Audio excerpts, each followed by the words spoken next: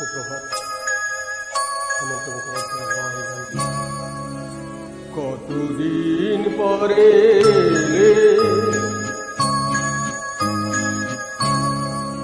কতদিন পরে এলে, একটু বলো।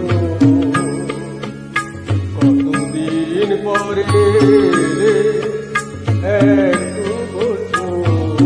তোমায় অনেক কথা বলার ছিল, যদি শোনো। কতদিন পরে এলে, আকাশে বৃষ্টি আসুক, গাছেরা উঠুক কেঁপে ঝড়ে।